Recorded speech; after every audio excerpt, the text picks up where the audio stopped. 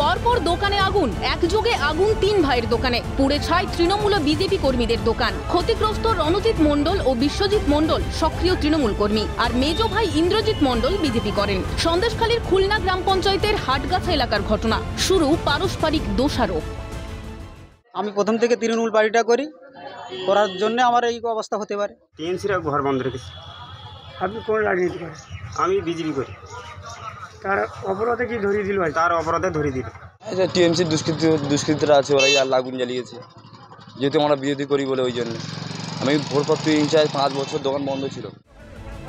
দোকানে অগ্নিকাণ্ডের ঘটনায় বিজেপি আশ্রিত দুষ্কৃতীদের হাত থাকার অভিযোগ তুলে পুলিশে অভিযোগ দায়ের হয়েছে। বিজেপির বিরুদ্ধে সন্দেশখালীকে নতুন করে অশান্ত করার অভিযোগে সরব হয়েছে তৃণমূলও। শান্ত সন্দেশখালীকে নতুন করে অশান্ত করার চক্রান্ত বিজেপিরা করছে। দুপুরের দিকে ঘটনাস্থলে যান বসিরহাটের বিজেপি সভাপতি তাপস ঘোষ। আবার সন্ত্রাস তৈরি করার জন্য এই সমস্ত পরিকল্পনা মাফিক দেখে দেখে বিজেপি কার্যকর্তাদের আলাঘর পোড়ানো হচ্ছে, তাদের দোকানঘর পোড়ানো হচ্ছে, আবার সন্ত্রাসের পরিবেশ তৈরি করা হচ্ছে। সন্দেশখালী সহ গোটা বসিরহাট লোকসভাতে তৃণমূল কংগ্রেস তাদের পায়ের তলার মাটি হারিয়ে ফেলেছে। তারা এই লোকসভা নির্বাচনে পরাজয়ের আশঙ্কায় সন্দেশখালীতে বিজেপি কর্মীর দোকানঘর পুড়িয়ে সন্ত্রাস সৃষ্টি করতে চাইছে।